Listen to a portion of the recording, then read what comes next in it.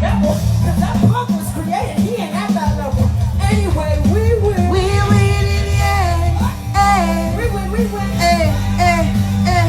We win in the end. Hey, it's Jesus. Cause Jesus Christ on the book, we win in the end. Hey. Say what? I read it on the back of the book, we win in the end.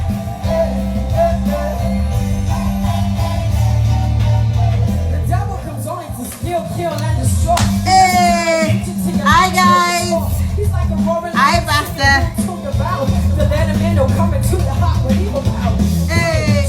You lost all that you could gain. Your frame is stained. There's nothing in your life is stained. You're hurt, you're bruised, shaken, confused, you're lost, used. Everything you lose, everything you put your trust in, nothing is working for. Hi Shagu, how you doing? Hi everybody. Ancient of days, his name is once to whom you like the race. Surrender all to your knees for let him lead. The best of sins repent today, Jesus can set you free. Jesus Christ is a champion, we know y'all. We follow him to wherever he may just go, y'all. No matter what the devil does, We win in the end. We win in the end. Hi everybody, how we all doing today? Welcome to Life. Shouting. I'm just like a villager. Oh my. Welcome. I'm gonna wait for some of you to join in. Oh my god. Happy New Year's. I want to see your fine pictures. Happy New Year. Yes, it's been a while. It's been a long time. Oh my god. We've only seen your fine pictures, but we are seeing you face to face. Thank you for taking care of you're in boys hostel. So Like, but how you Good to see your face. Same here. So how you look very lovely. No, it's not. I'm not seeing doctor at this moment. How you coping, man? With three. Bye bye. With three men in the house, how are you coping? It's not been easy, man. It's not been easy. But we thank the Lord. Don't give her that face. It's a lot of work, man. But I give God all the glory for his grace. We thank God. It's not been easy having a woman in the house. It's not been very What easy. do you mean? How? How? We want to start a protest. Welcome everybody. For those just joining us, welcome to Life Matters and Adidiri. And we are super excited. Like we should do a drum roll. Where's my bell? So I have a favorite bell. Yes, I have my favorite bell that I always use. Everybody has been making jest of my bell. I love that bell. I love it. You're so hilarious. How are you doing, ma? How are you doing, sir? We're doing very well. We're doing very well. So, it's a joy to be here. People, you don't know that we are in Friday. They are in Saturday. Yes, so how powerful can you even imagine how God is? Like I was just thinking about it because I remember the first time I had Dr. Sam, we had to do it 5 a.m. New Zealand time and 10 a.m. my time. So I'm like, I was feeling really guilty, but it was like, no, it's good. So this time I'm like, even if you're going to change the entire date, I would not mind. that's fine.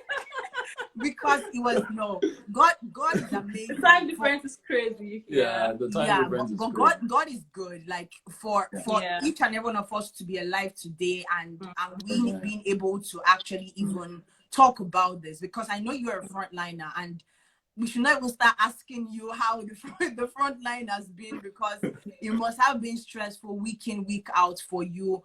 But for those just joining us, welcome to Life Matters and Adidiri. And my guests today are the amazing Dr. and Dr. Mrs. Ekundayo.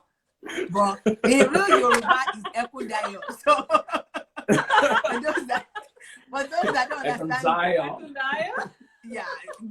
They bastardized. I remember the first time I had a co-worker was gonna say my name and she was like, "What's your name?" I said Anuluapo. She said Anupolupapo. I said just say Anu. Like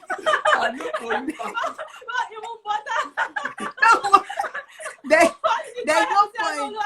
That's too much work. You get. So I told her, I said, you don't worry. just say Anu. So it makes life easy for all of us. Ask my husband about his name. When he told someone his name is Moyoso, right? You know what they call him? Moyoso. Moyoso. S-O-R-E. Moyoso. I was like, before these people cost me, I better change this name. Oh my God. English name, please. Oh Easier. my God. But we still thank God. We are grateful for life, and we're grateful for good health, and we're grateful that God has been protecting you thus far, and having the kids. So what measures for mothers that are out there that are working the front line, what measures are you putting in place yourself to make sure that work stays at work with God's divine protection, and when you come home, what are the first things you do? The first thing I do, I take off my clothes. Yeah, I make sure I don't wear work clothes up and down the house. You know, I tell the boys when they come, oh, mommy, welcome. I don't hug me yet. Come and hug you. Wow. The mommy will come and hug you. You know, so just wait, okay? So I take care of myself and then come and say hello to the boys. I don't want work clothes or shoes from work and everything to sort of carry the germs from work to the house. So I sort of minimize that, and I make sure that I don't, like before when I used to change shoes and wear different kind of shoes. No time. Just one shoe. That's okay until this is over. Wow. Until all of this is over. So those are all the measures. I make sure I wash my hands, regularly. Yeah, I tell the boys also wash their hands regularly. Yeah, just to minimize the risk of transmitting germs from work to the house. Yeah, so those are the sort of precautions I take. Okay, so because and this was on the news yesterday for us here in Canada, and they wanted to open up elementary schools in Montreal, and I was having that conversation, and I was even boiling already, and I was telling my husband, I'm like, how do you want to use these children as specimen? Because they're telling us that there'll be just 15 kids in the class, but with those 15 kids, me and an adult, when you tell me to sit down, so I'm already calculating that when will I stand up? Not talk of kids that when you tell them to sit down, yeah, and they're like, oh, you have to stay on one spot, they have to do this, they have to do that, and I'm like, it can't work. And I was just praying trying to say that God, it's not easy with kids, no. Yeah, it's not. So how have you been able to, because when you're at work, doctor, you're at home, right, Dr. Sam? Yeah, he works from home. So how are you balancing? How you balancing working with students online and oh my God, working with your home students? Not funny at all. To be very frank, it's not been easy. And I think just being completely honest that it's a challenge alone itself is the first way to deal with it. So I teach at least about 3 times, and my classes run for about 3 to 4 hours every week. So three classes every week. In fact, when it just started, I was teaching three times, and then I had to condense 2 classes to 1 after a point, because I realized it was mentally draining to prepare for my lectures, and then also to take care of my kids. So what I normally do is, within my 3 hours lecture, I would do something for like maybe 50 minutes or 45 minutes, and I'll take 15 minutes break. So I'll go and hug them, I'll go and play with them, I'll promise them something. I'll say, don't worry, when daddy finishes, I'll give you something to do. And also I make sure I do something with them before I start the lecture. All right. And then I'll do another 45 minutes or another 50 minutes. I'll take a break again, like that. And whenever I finish, I've always given them something to look forward to. So I say, oh, don't worry, daddy will play Monopoly with you, or daddy will play console games with you, or daddy will create a plane for you, or my son still does his class on Zoom, the eldest one, Shemilore. So we have to do his assignments, right? That's another part. And then there is, my own students sending their draft for me to review, things to mark, all of these things like that. So it's been, and then of course fulfilling purpose on his own too, right? Having to do my own things as well. It's been really, really, really challenging. But the truth is, God has been faithful. God has been faithful. So I wanted to ask, because I wanted to ask how you're combining, like, still recording, still editing, still doing live, because you still have to keep your, like, COVID or not COVID, people want to watch something. They want to be busy. They want to keep themselves occupied. So how do you try to balance that with all that happening at home? Because all that happening at home is enough stress to now. My husband, he's a star. He's a genius. He's is out of this world. Wow. Wow. How do you combine? Well, I think it's there's an element of the gift of God with it. That gift of energy. To be very frank, I myself I don't understand how I do it. Many times I sleep at 4 a.m. in the morning. Many times I sleep at 3 a.m. in the morning. Because I mean, you can't give without learning, right? Without growing.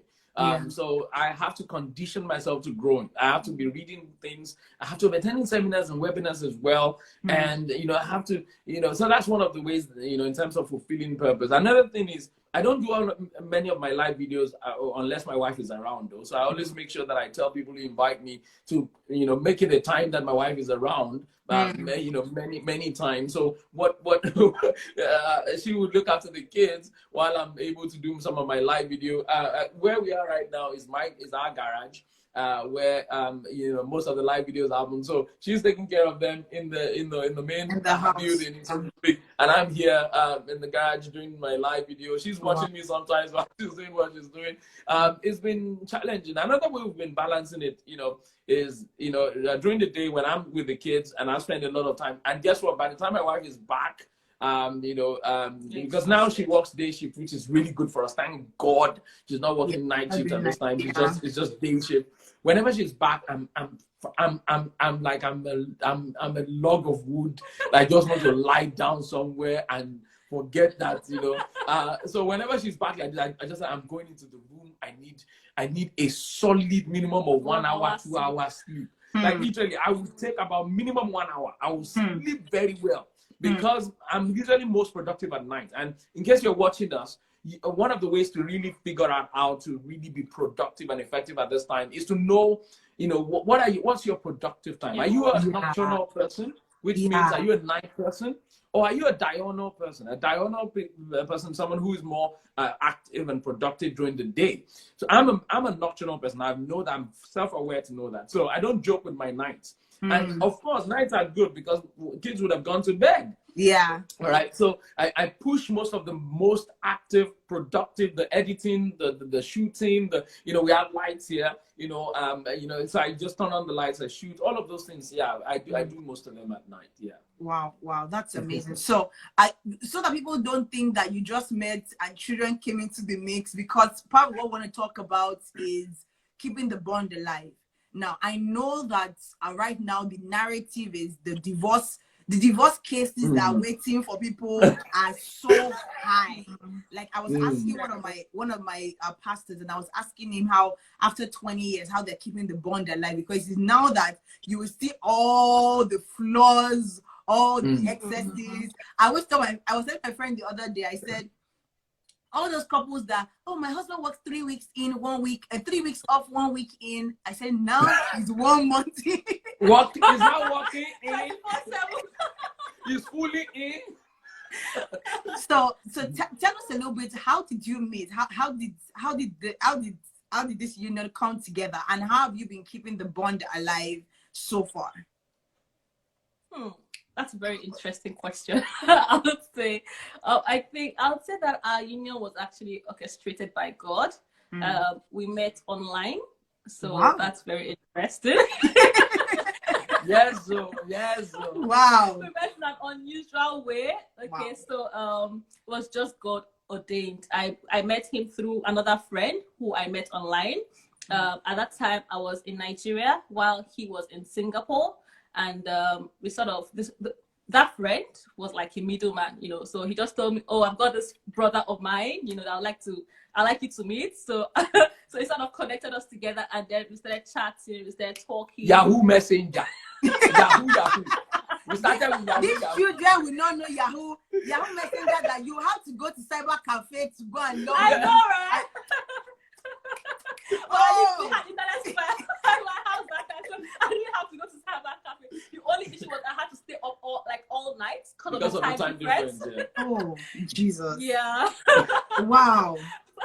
Sort of talk, and then I found out that we were sort of in alignment in terms of God's purpose for our lives. You know, he had most of the values that I desired in a man. He had a vision, he had purpose, he was handsome, he was Hallelujah. Hallelujah. We are getting points for you. Let me do my handsome pose. Please take a screenshot. No, Dr. Sam, you should be humble at this moment. Like at this moment. Okay, I'm humble. Yeah, so it was amazing though, and I knew where I was going at the time. I had an idea of where I was going at the time, even though I was still quite young. I mean, I was just about to get into the university at that time. But as we started chatting and talking, he sort of, told me his intentions, and that was just before I got into the university. So I had gained admission, and I told him that I was going into the uni, and he was already developing feelings for me, but he was sort of under pressure to let me know so that online feelings. So he sort of played his game very well, so that no other guy in the uni will steal me away. So all those uni brothers, all the uni lovers. Christian brothers, are you taking notes? Like, are you writing from? You have to be sharp, oh. You have to be sharp. Stay woke. Hallelujah. Anyway, so he sort of told me his intentions and how he's been praying about it. He told his dad, his father in the Lord, different people. And he has not met you. So he hadn't met me. No, we hadn't seen. It was only on Yahoo. Wow. We hadn't seen at That's all. amazing. Yeah. And on the other hand, I was there, telling my mom all that was happening. And of course, I just thought we were friends. My mom kept telling me, this boy, he doesn't look like he's just a normal friend, though. And my mom was like, I think he has something else up his sleeve. So I'm like, Mommy, we are just friends. That's how we start. We are just friends. Mommy was 007. She was 007 on me. Wow. Anyways, by the time he, told me his intention and all of that, how he sort of convinced that God would want me to sort of be his wife, and all of that. He gave me some time to go and pray about it. I quoted Revelation chapter 22, verse 22. I'm kidding. She's confused. She's like, when did this happen? So I took some time to go and pray about it. And before then, actually, God had been speaking to me about him. Even to be honest, the very first day I had a chat with him, God actually told me, I had a voice in my spirit that he was my husband. I was like, wow. How can I meet someone for the first time and then boom, he's my husband? Like, it doesn't make sense. Anyways, to cut a very long story short, I received my own conviction also. And I said yes to him, by faith. It was very weird. I had never seen this guy before. What year was this? This was in 2008. Yeah, 2008. Yeah. Wow. So we started as friends 2007. We became officially an item 2008 March. Yeah. So on the 14th of March, precisely 2008, I said yes to him, and then we began our relationship officially. Wow. Official relationship with someone that you had never seen before. But by faith, you believe that God is in it. Yes, yeah. And to be honest, I know that's what I'm about today. No, because there are so many things running through my central processing unit at this moment. Because I know that a lot of people, like a lot of parents right now, because of past, you're the very few people that I would say that God spoke to, and you met in a very mysterious. 2008 then was like when internet just started like coming into Nigeria. Everything was just going on. So like we were very careful. There were a lot of scamming going on. So for me, it'll be like today when it's 2020, internet is like what is beside everybody right now. Yeah. So would you without conviction? So let's because the main, I think one of the things that everyone can learn is you have to have that conviction in your spirit. I know that oh, this guy is abroad, is a abroad person. I did a vlog 2 weeks ago of biggest mistakes people say before saying that, before people say I do.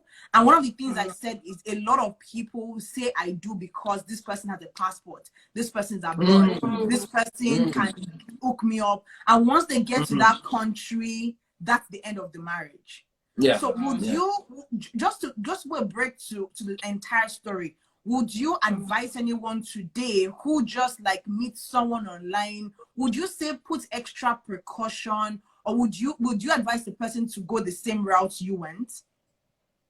Well, I'll say everybody is different, and every sort of relationship is different, and we all meet differently. You know, there is no particular way that you have to meet, you know, and God connects us in different ways. You know, I've written a book called, which I titled Love Beyond Borders, Secrets to a Successful Long Distance Relationship, where I shared our story, you know, and how people who sort of, if you think you've met the right person online, you know, these are the things that you have to check. You know, there are some boxes you have to tick, you know, because there are so many scammers out there. So you have to be very, very careful. For us, you know, one thing I think that helped us was the fact that we were both honest. We were both down to earth with each other. You know, and we started out as friends. So the goal was not we want to get married. That was I had no intentions, and he just wanted us to be friends. You know, well, you don't know what was on his mind. I am Mr. Popo. But the honest truth I'll tell you is,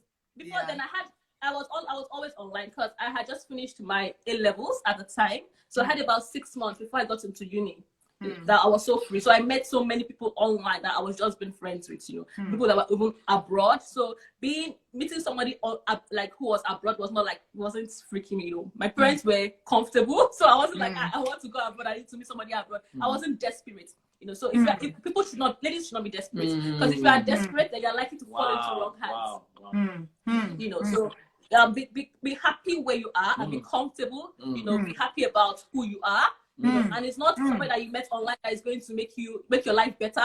You know, So I was playing hard to get with him. You know, so sorry, doctor. We persevere. We understand the principle of perseverance. Wow. So I guess for if you're going to meet somebody online, you know, one thing you need to be sure that you need to be clear about is, number one, know who you are, know where you are going, and then when you meet that person online, be friends with the person first. Get to know the person without you know, going into it because you want to marry the person or you want to sharp. Let me our friend Eliam said, be happy where you are. That's absolutely. Yes. So you know what you said. Get to know the person completely first. Yeah, because what you said, be happy where you are and be happy in whom you are. There are two, and that's just to paraphrase it, because I feel like, and I think I've had this conversation with Dr. Sam earlier last year, where the main issue with sin generally is an issue of we have this identity crisis. Right, where people are not, so it is, I'll get married, he will make me happy, right? And a miserable lonely single person will be a miserable lonely married person. Absolutely. But I think that reality doesn't open up to a lot of people, and people feel like, you know, let me just find this person that will make me happy. I want to marry a funny guy. Even comedians' homes are broken. You understand? So I remember when I got married. My husband used to make me laugh before we got married. But when we got married, he would just keep mute. I'm like, all the fun.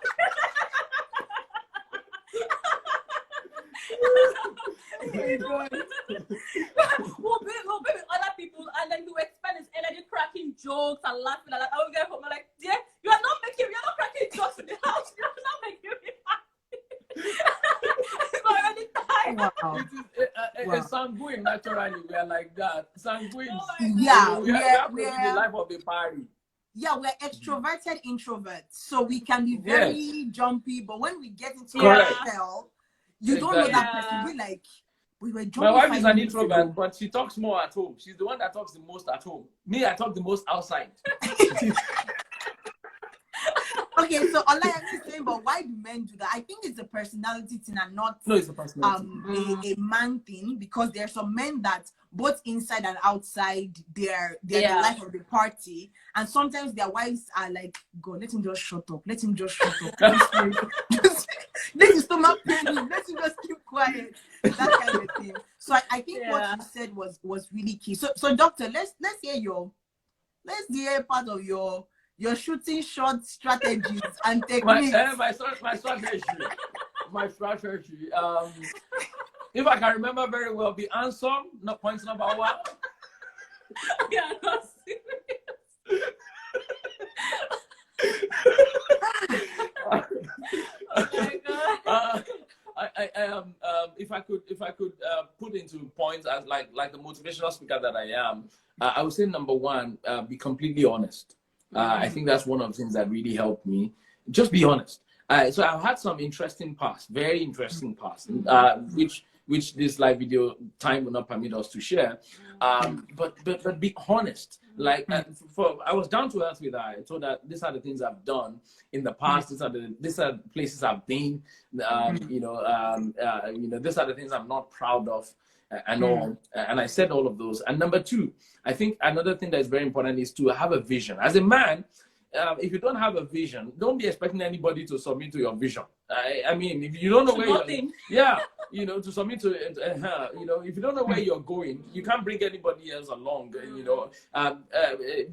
Very only stupid people will follow you if you don't know where you're headed, or blind people. All right. Even blind people will ask you, please, where are we going? So it's very important to know where. And when we met, in fact, I was so excessive in talking about my vision that she thought you were not romantic. Yeah, I was not romantic at all. I was just telling her, you know what? In the next 10 years, this is where I see myself. In the next 20 years, this is where I see myself. Literally, ask her. In the next 20 years, this is where I see myself. In the next 5 years, this is where I see myself. After this master's I'm doing my PhD. I'm not going to get married until I finish this PhD. I was literally telling every single line, precept upon precept about my life. And to the glory of God, I think it's because I had, at that particular point in time, I had read books. I understood the power of vision. I was setting goals. I was writing down my goals. I had 10-year goals, 5-year goals, literally. And guess what? To the glory of God, all of those things I said, we are living them today. Amen. And to the glory of God, I'm still telling about the next 20 years, what we're going to do after, where we'll still be, and God is still making us progress in that. So that's number two for men, for the young men, because it's absolutely very attractive for a man to have a vision. Amen. Yep. I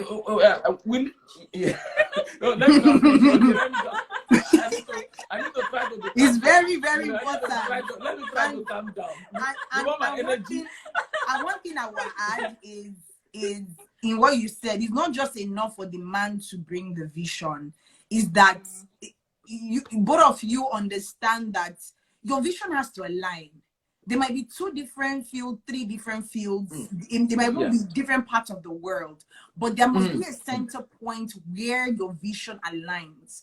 Because there's something about both of you have the same. I have this Dr. Iwa. He's based in Calgary, right?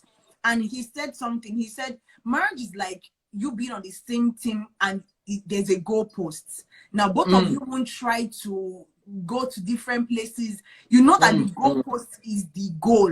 So when everybody is trying to score in different places, both of you's head is that this is our goalpost, and I think that's how that vision should work in every home compared to what we are seeing today. Yes, sir. But in that period, at that time, we have not yet an item, right? So I don't as a man, first of all, you need to cast that vision. So what's the vision for your life? You need to cast it. That's why I said at that time, it's very attractive for a man to have vision. All right. Because if you don't cast it, the lady cannot figure out whether our vision fits into your vision. Yes, sir. Okay. Yeah. And that's why, to the glory of God, I think one of the things that helped us was the ability to cast that vision early, and literally say that this is where I'm headed. This is where I'm going. And it's more like saying, this is where I'm headed. Are you ready to come along? Yeah. And then it's also more like saying, this is where I'm headed. All right. And I'm able to fit you into that plan. Yeah. If you don't, how do accommodate your vision as well. All right, because many times I keep asking her, what is it that you want to do? Where do you want to go? And I remember she asking me even, do you want a housewife or a wife? Yes. High five, ma. You will live very long. Yes, I know, because for me, I already knew that even though I have not started studying medicine, I knew that I wanted to practice medicine. So I was very clear about that. I knew that I would not marry a man that would be like, okay, you are going to start I make enough money for you to sit in my house. I don't want to sit at home. Thank you. Thank you very much. Bad or anything, okay? I respect all the housewives out there, but I wanted to do more. Like I would not be fulfilled without practicing medicine. So and I asked him, that was while we're still friends, because I was checking all my boxes. Okay, this guy, I'm friends. And we were checking the boxes. We were checking it. Because it was important for me, because I remember while we were having a discussion at the time, I remember he told me about his mom, being a housewife. So I was like, oh my God, his mom was like, I want me to be a housewife also. Oh my. So what do you think about your wife being a housewife? Do you want to be a housewife to shop? So Dr. Mrs. Thank you for pointing that, because a conversation so I have a show that I and my friend host together, and today we're talking about like relationship and money. And two scenarios came up where this lady earns 355,000, the guy earns 240, and the guy is now this scenario is that they're not Christians, because this lady is already pregnant. They're on their way to like the relationship has gone past, are you going to marry, are you not going to marry? They've consummated the relationship before marriage already. But the problem now is the guy wants her to leave her job and submit to his 240K, sit at home for 6 years till the children are grown enough, then she can go back to the job. Okay. So different stances where I even had Christian brothers DM me and say that, but there's nothing wrong in what this guy wanted her to do. Now, bringing it to a Christian perspective where no babies involved, no children involved, no pregnancy involved. Two people are based, let's say, in the US. Husband is earning $250,000 a year. Wife is earning, let's say, maybe she's a medical doctor, $400,000 a year. And the husband is like, we're preparing to get married, this, that. And like you said, you already spoke that this is not my vision for my life. And this is what I want to do now. And those are conversations that would have happened before they wanted to get married.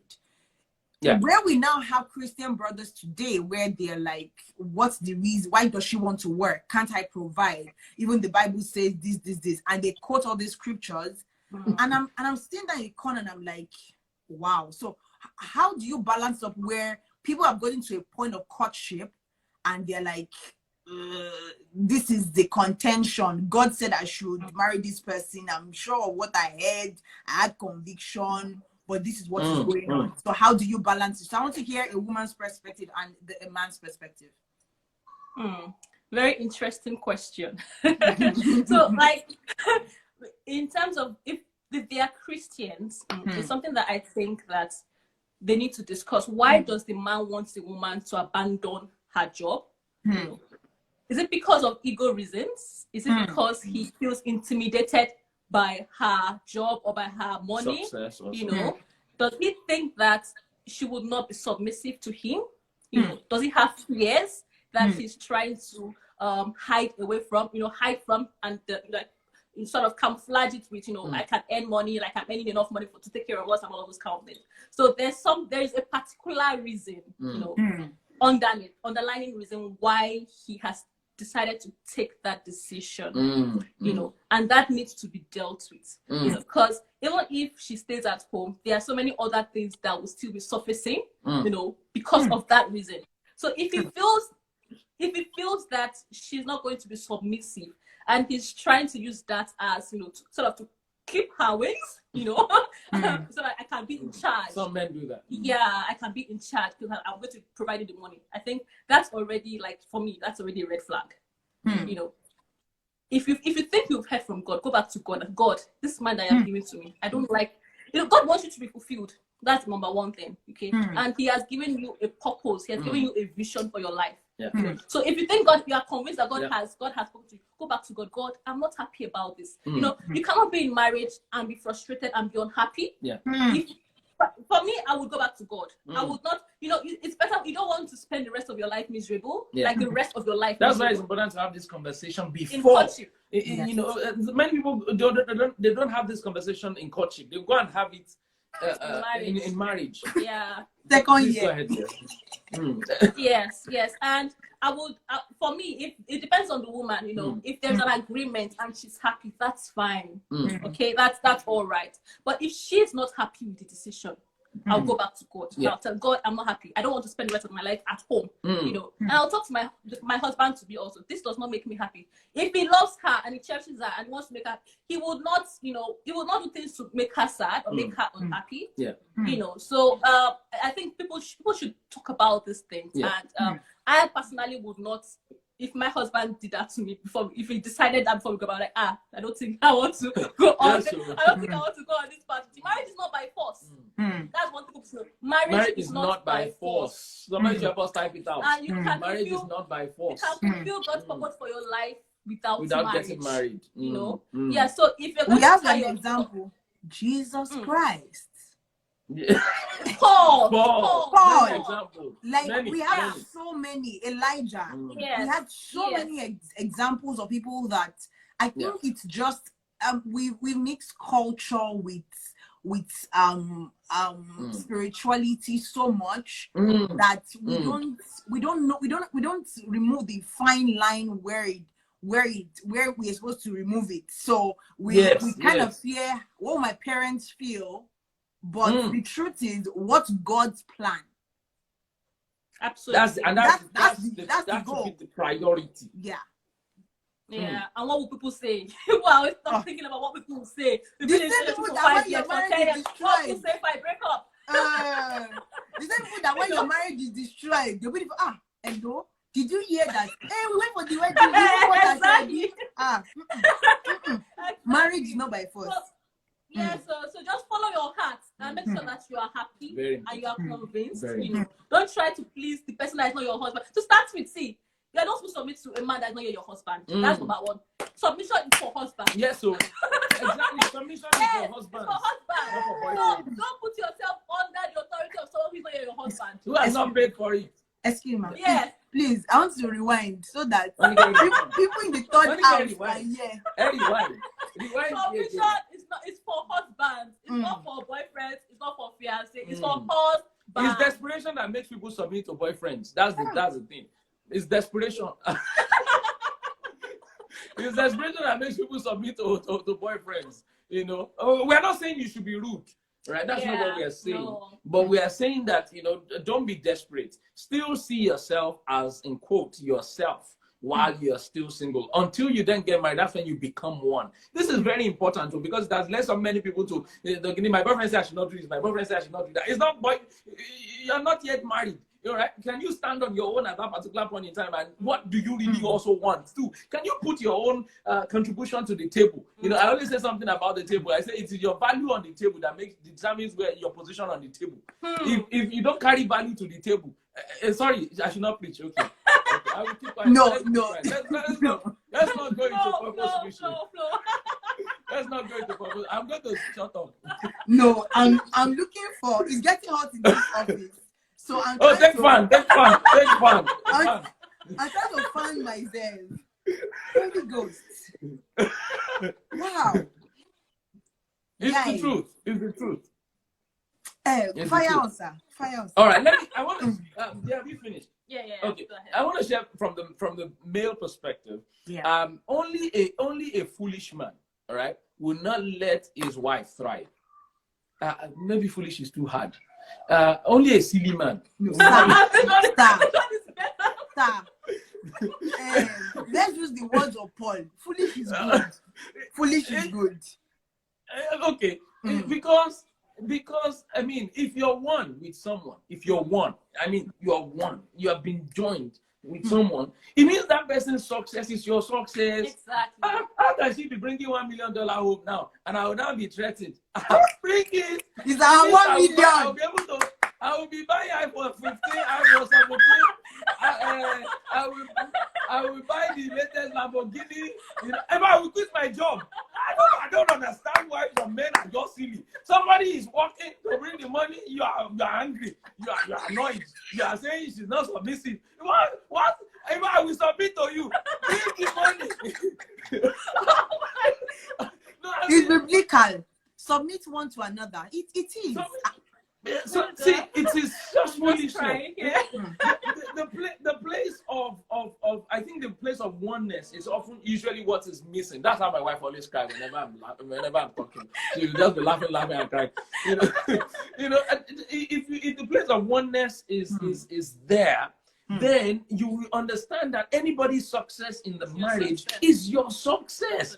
It's just, if I bring 50,000, ask my wife now, to the glory of God, if somebody signs up for our coaching, both of us are excited. If all of a sudden she does something and she gets promotion, we are excited, we are jumping up. Nobody is threatened by any. We see it as joy.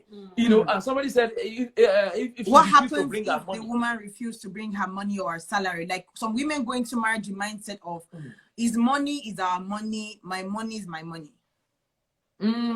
That one is a wrong mindset. The Bible has clearly stated it, that, you know, all of us are supposed to live and cleave. Yeah. And in our own marriage, I don't like to talk about it. Let's talk about our own. All right. Yes. In our own marriage, our money is our money. My money. We don't even have my money. We don't. On the practical terms, what we do is we have a joint account where we put all our money, all right, and then we have individual accounts where we put each other's pocket money. We call it pocket money, all right. It's not as if your parents gave you money, so we give ourselves money, all right, and we have monthly stuff like that, even weekly actually, you know, that we give to each other, and so okay, that's whatever you do with it. You don't have to let me know, but we still keep that transparency anyway. That's how it works in our own family. But the point I'm trying to make is, for that woman that is not not submitting her salary to her husband, what do you want to achieve in life? What's the aim of the marriage? You know, or maybe it could also be a reason anyway. Yeah, maybe the man has misused. I guess those are the sort of things that people need to discuss before they actually get married. These are values. And sort of reach an agreement regarding how do we handle our finances. You know, because financial issues is it's a critical issue in marriage. You know, you don't want to get into marriage and then both of you are having misunderstandings. You are fighting because one person will not submit her money or his money, or, you know, all of those kind of things. So just reach an agreement before you get married. Yeah. And, okay, can I handle this in marriage? If I can't, I quickly pack my bag before it is too late. I was telling one of my sisters the other day too. The boyfriend is saying something. I asked her, I said, is this something you can handle in marriage? It's almost like a practical question. If any single person is watching us here and you begin to see some traits, some habits, some values being expressed, ask yourself, is this something that I can handle in marriage or not? If the answer to that question is no, marriage is not by force, like you said. Marriage does not change anybody. The wedding day will come and go. The behavior will still continue. It will increase. Good night, people. Some people think it's wedding day will just, just transform. You know, and the wedding will just organize become holy, righteous, tidy, beautiful. Person will become faithful. If person has been cheating on you before marriage, person will continue to. If they be slapping you before marriage, they will kill you in marriage. Honestly, so people, this might, and you might tell yourself, oh no, it doesn't beat me, oh, it doesn't this, but it makes you feel less than yourself. But he talks with you in it because people don't know that these things just seem in little by little, and a lot of people don't put their minds into it.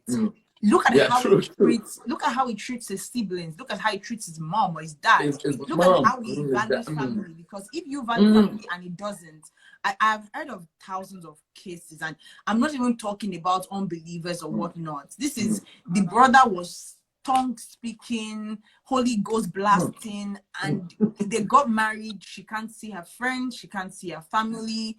She has to submit her money to him. He will beat her to get money from, like, it's those things that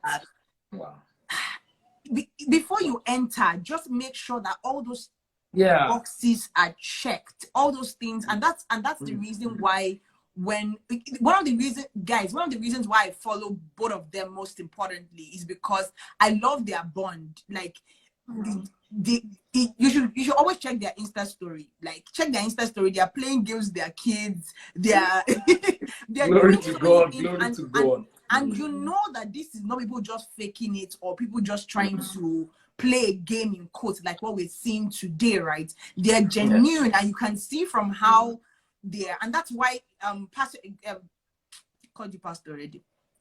I'm not pastor. I'm not Dr. Sam. So you're going to continue on the things that were important to you, that were key to you, that made you see it. And for the last 5-10 years or 5 years, or in the last 5 years, have you kept the bond alive for both of you? Have you made sure that even when you had kids, there was no like, I think I'll ask Dr. Mrs. that one, don't worry, but let's finish it first. All right, so the question is, how have you been keeping the bond from my own perspective, is it? Yes, but no, okay. we want to finish how you shot your shots to the end, because you didn't yeah, so I've talked about how it's very important, number one, to actually know, be honest, have a vision. To be honest, know where you're going. And number three is to fit how you're going to fit that lady into the vision. I remember there's this story that I heard at one point. So there's this marriage now that has scattered, that has they've divorced, and the father of the lady shared one story and was very powerful. That story will help somebody watching this right now, and we drive home the point I'm trying to make. So the father of the lady invited the young man for an interview, about the lady, and the father said, "Young man, please tell me, where do you see yourself in the next 10 years? Do you know this young man started talking about the next 10 years, talked about, where he saw himself in the career passionately, the career in da-da-da, I want to be this, I want to be that, I want to be an executive director by then, I want to da-da-da-da-da. Do you know, the man talked for nearly, and the man said he did not interrupt the whole time he was talking, and he talked for nearly 20 minutes, and never for once mentioned the name of the man's daughter. Not once in the 10-year plan. And they were fiancé heading to marriage. Not boyfriend and girlfriend at that particular point in time, I think, if I remember very well. And the man said, and when they were done, the man now asked him, "Any plan for my daughter?" That was when he looked shocked. He looked on caught unawares. The 10-year plan did not include the daughter. So the man now called the daughter after. They're already planning wedding. And apparently they've been going out for a long time, even before the man was brought home. And the father said, "Daughter, you cannot marry this man. He doesn't have any plans for you. In fact, you are not part of his future." The lady said, "Daddy, that's too harsh. Don't you know we've been dating for years now? And how can you say this person doesn't have plan for my future? How can you say this? How can you say that? This person that we've been talking about the future together, is even traveling and we're going to go together. Then they were in Nigeria." You know what happened? The lady, the father said, as a father, you have to give the advice, but you can't force the situation. Yes. And all he wanted was for the daughter to be happy. So they went ahead with the wedding. Do you know the marriage did not last? I think right from the second, third year, the turbulence was so massive that they had to divorce.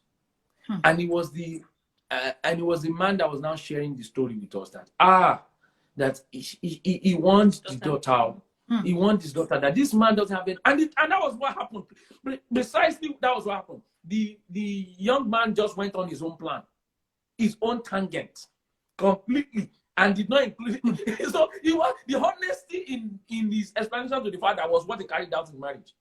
So I don't know any single person watching us right now. If anytime maybe you ask your boyfriend or your girlfriend or something, particularly the guy, what's your vision? And the guy speaks about his vision for the next 10 years, and you guys have been dating for at least a year, and you are not included in that plan. you need to run and run very far because you are not part of the plan. It's not a curse. And to the glory of God, I think that one of the things that that we talked about is the plan I had for her. I kept on talking about how she will practice abroad. I think, I don't know if it's a gift, but I'm just very visionary in my approach to life. I see life, and I think it's a trait of God too. God doesn't discuss the past. He always talks about the future. You always see God talking about where He's taking us, and where And so for me, the same thing I always talk about. This is the country we are going to live in. Yes, this sir. is how we're going to go about it. Even when I came to New Zealand, I was already sending her medical counsel. Medical counsel things. No, literally, I was already doing all of that, and I think it helped. It helped to reaffirm my commitment to her. It helped to affirm where we're going. And even when we talk about purpose, my wife is a certified relationship coach and marriage coach. When I'm talking, I'm always telling her about the future. So this is where I see you going. This is where I see you headed. This, and I believe that is what the role of every man should be, and that's actually the strategy to actually get a woman. And number 4 is your love for God, especially I believe we're also talking to Christians here. Your love for God must be visible. All right, don't be a wazop. At the same time, be completely lose. Dr. Sam is old school. What's called what's up? What's that called? Some people are too wazop that they've lost their identity in God, and the identity in God is now relegated to the background. Okay, don't be that. You are, as a man, supposed to be the leader spiritually. Priest. All right? You are supposed to be the priest of the home. So that's where you begin to show her that you have a passion for God. You love God. And I think one of the... ask her. I will give her assignment. Even when we are dating. Oh, yeah. Have you read your Bible today? Share with me your quiet time. And before I did that, I would have shared my own. Sorry, so many revelations. Yeah, I would have shared my own revelation. I would have first of all preached to her first. But I don't. Not everyone is a preacher. But the point I'm trying to make is, try as a man. You've got to show your love for God. It's very, very important. I think a woman will be secure when she knows you love God. Even if you have weaknesses, because we may be talking now and it may sound as if we're a perfect couple. Oh, please, no. We fight, as in we are. We fight too. Let's throw that out there, because some people be like, these people, they don't fight. Oh my God, they don't fight. It's like they don't even go to the toilet. There's always some people who picture what you do. We look as if you don't have any weakness. We do. But I think the love for God, that love, that passion, that passion for God just has this way of making the foundation of everything strong. Or what do you think, dear? Yeah, and the love for each other also. And the love for each other too. And the common purpose, because we know that, I remember the early years of our marriage was very, very rough. Very, very, very rough. Lots of friction. Because we met online, so we didn't have the luxury of the relationship that many people have. Where they spend time together. Yeah, I forgot to say we didn't see each other until 2010. Now we saw each other for the first time. 3 years after. Yeah. Yeah, and then the next time, and that's 2010. We did introduction. Yeah, we met for 3 months. We showed up for 3 months. Yeah. And then we saw each other again in 2012. Yeah, when she came to visit me, I shared that photo recently on Instagram. And then we got married in 2013. Yeah, so we saw 3 times. See, I know open mouth. So we saw 3 times, and we took significant steps in the 3 times. The first time we did introduction. Second time, what did we do? She came to visit me. Yeah, so we spent some time together. And then the third time we got married. Yeah. And now we are seeing each other every day. Wait, Dr. Sam, shoot for 1 minute. Okay. Wait. I want to understand. So how did you deal? Oh my God, why am I having 5 minutes more? But somebody said, how did we maintain communication? Okay. Please go and buy my wife's book. Okay, No, so you probably answer that. So, yeah. What I want to ask is not even just mere communication, but how were you able to deal with individual differences in the first, let's say, 3 years? Because now it's not like now you grew up in different places. Now you've experienced life in different places. You are two different individuals, and you're seeing each other for the very first time. Like was it weird on the wedding day? Like how did you cope with? How did you cope with those first 3 years where those individual differences were very evident? You mean before marriage, right? No, like in marriage, like when you got married. Got married, yes. We fought through it. I have to be very honest. We fought through those individual differences. See, I don't like sugarcoating things. Let's say it as it is. We fought through. There are times that things were so tough. There was a time we fought that I actually literally got out of the house. And that was first year of marriage, actually. Yeah. And my wife was so scared she ran after me. And asked me to come back. I remember. And I so it's been literally having to.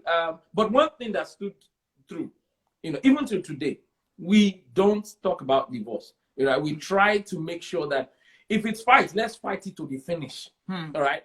But let's see the end. But not physical fight, though. No, not physical fight.